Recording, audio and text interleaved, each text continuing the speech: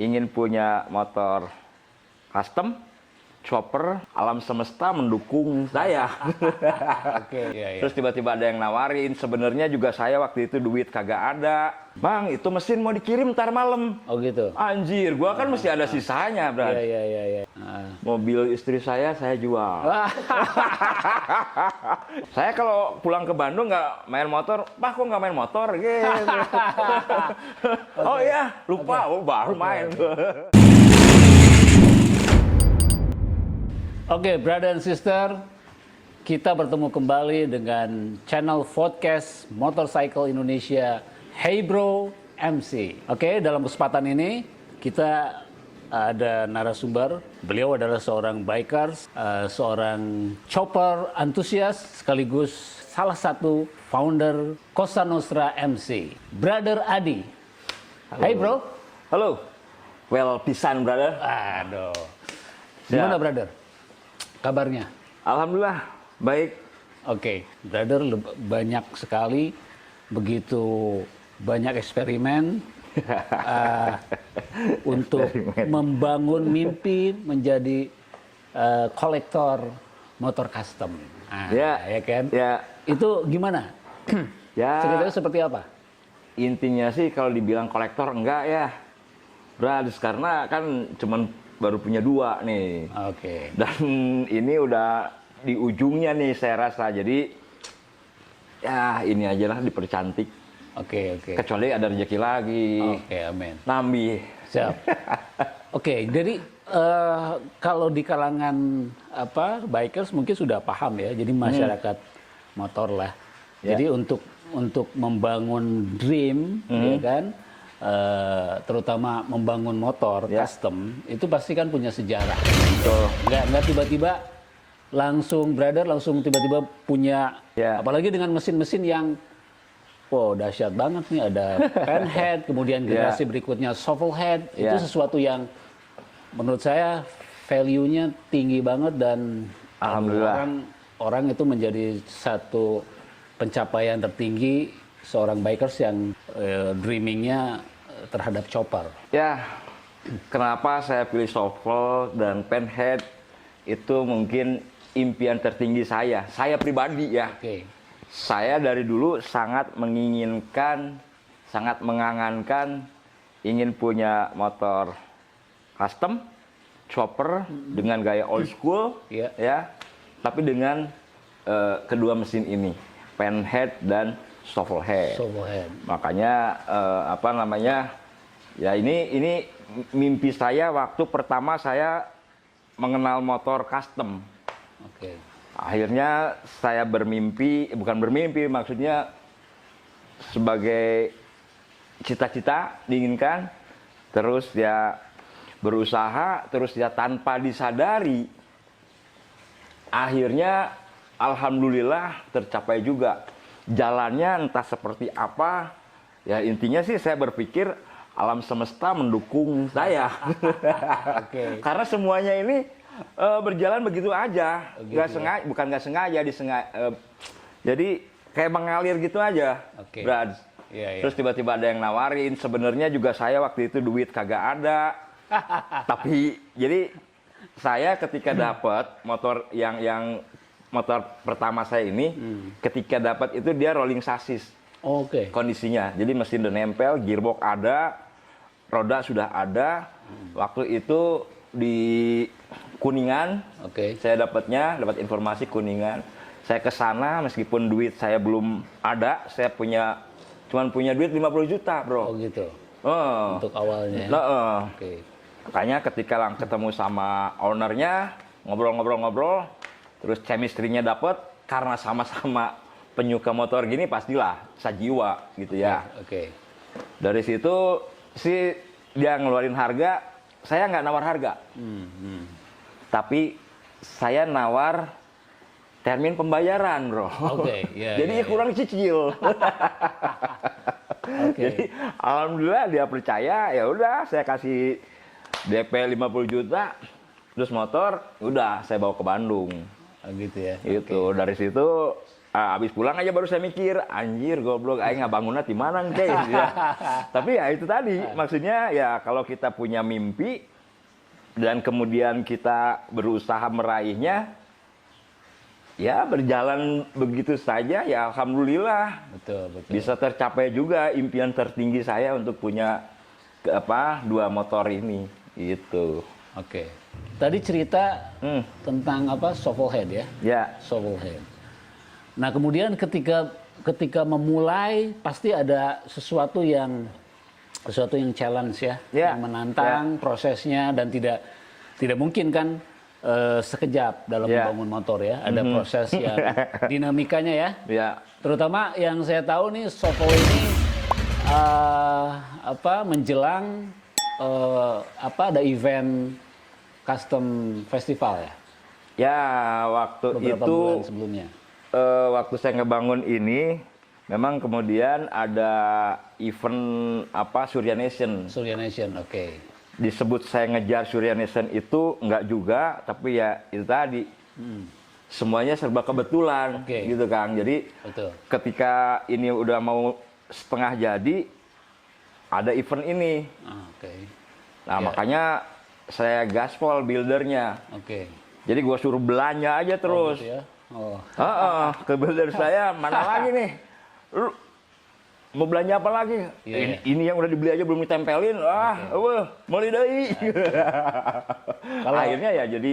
Ya, kalau kata Sinyo tuh ini ya, menyan ya. Menyannya berarti kencang ya. Kalau menyannya kencang berarti motor juga bisa cepat. Iya. Nah kemudian kenapa bisa memilih penhead? Atau memang sudah dipolakan dalam pikiran gitu ya? Jadi kalau itu ceritanya rada unik. Jadi ketika saya si shovel ini saya sebutnya Somad. Ini namanya Somad. Ya, ini namanya Somad.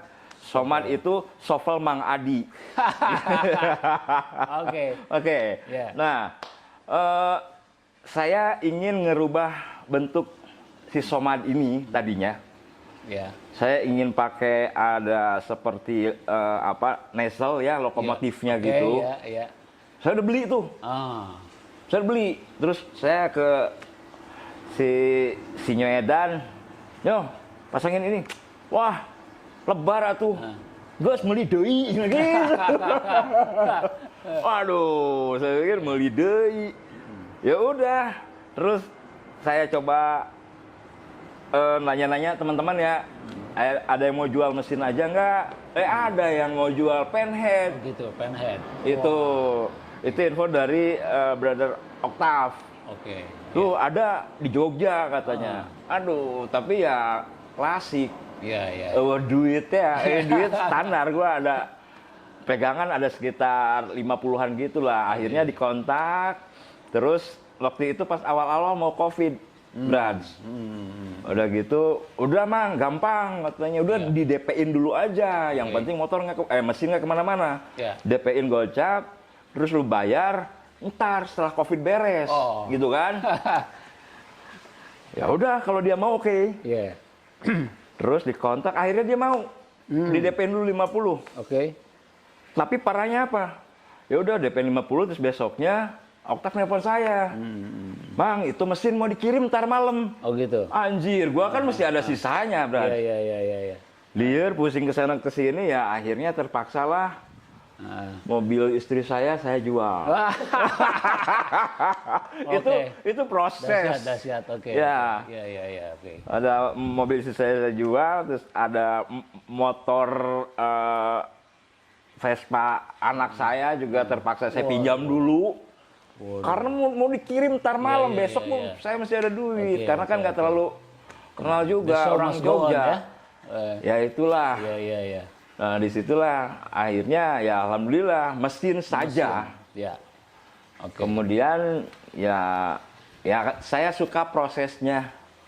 Saya kalau prosesnya susah, ketika sudah jadi ini akan sangat menyenangkan sekali. Benar. Gitu. Ini klimaksnya ya. Klimaks. Keren. Lejat gitu. Tapi ini keluarga tadi istri sama anak nggak komplain ya?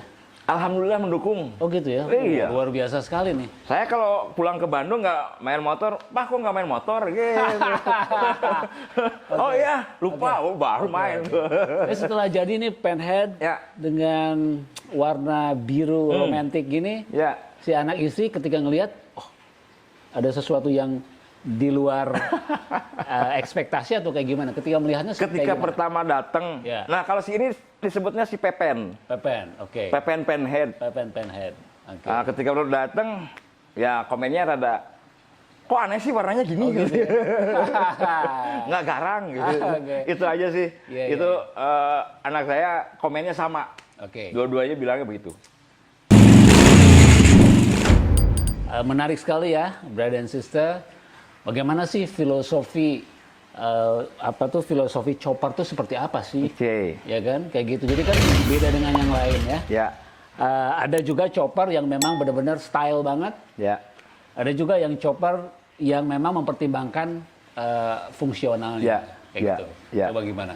Jadi sih kalau menurut saya si chopper ini ya saya bilangnya chopper custom ya. Ketika motor itu di custom, kita punya motor yang orang lain nggak punya. Oke. Jadi ketika kita jalan nih, saya pakai motor custom.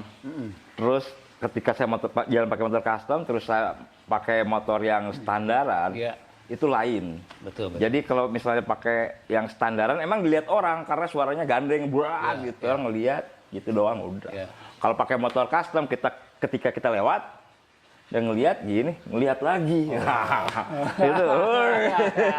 itu lain. Oke. Itu Gitu. kepuasannya itu ya. Ya, dan satu lagi, kalau motor custom itu biasanya memang menunjukkan kepribadian si yang punya, Oke.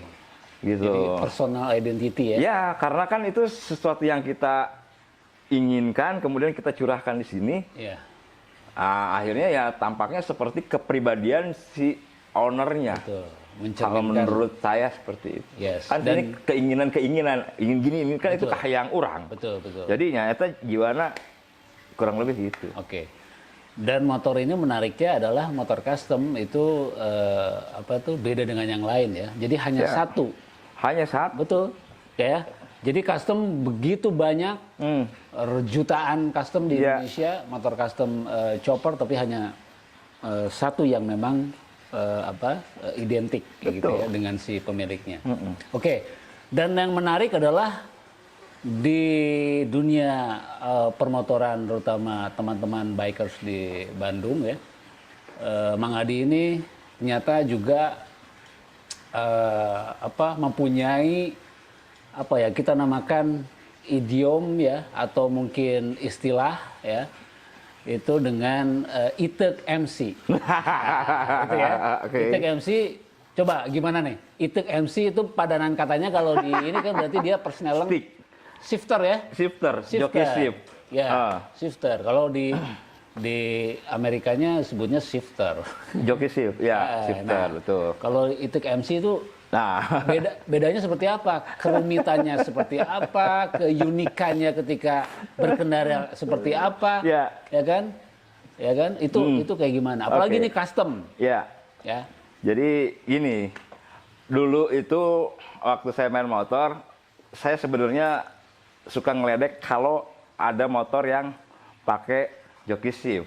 Oke. Ya, kenalan itu sigan setruk pakai itu gitu, pakai tongkat maksudnya gitu loh. Ternyata setelah saya coba buat dan rasakan, wah itu enak banget gitu. Oke, Jadi oke. itu ya bahasa Sundanya tongkat. Tongkat. Brad. Oke. Jadi iseng aja sih bilang Itek MC. Makanya kedua motor saya ini saya pakai joki shift Joki shift, oke. gitu. Biar unik, menarik dan enak dilihatnya. Ketika ngoper kan gayanya lain. Iya, oke. Itu nggak bisa dirasakan di motor lain. Betul. Dan ketika menyelah juga ya, kayak gitu ya. Kalau Kickstarter Ya, itu juga sesuatu yang memang stylish banget ya. stylish banget. Ya, Perlu makan dulu ya. Kalau misalnya nggak harus makan, pakai sangu. Iya, kalau nggak makan nggak akan bisa. Nggak akan bisa. Dan itu harus tepat banget sasarannya. Ya. Kalau nggak dia mental, terus bisa lutut bisa patah, bisa cedera. Oke. Makanya posisinya apanya ya mesti pas banget. Betul. Di setel apa bukan setel maksudnya dicari enaknya. Lahannya ya. Baru dihajar. Kalau kita menyebutnya apa ya? Kita G-spotnya ya. G-spotnya, ya. Ngeri pisannya G-spot. Kita akan jadi senang kan? Iya. Betul kan? Ketika nyala tuh ada sesuatu yang senang, yang benar-benar excited lah. Cuman malesnya kalau misalnya udah lagi jalan nih, kita berhenti pas mau start, yang lainnya jer. Gua ngengkol. Dan saya juga merimain kembali obrolan-obrolan lama kita ya.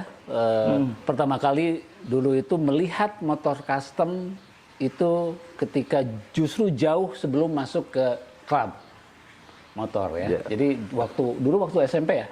Pertama kali melihat BMW ya. BMW R25 Chopper.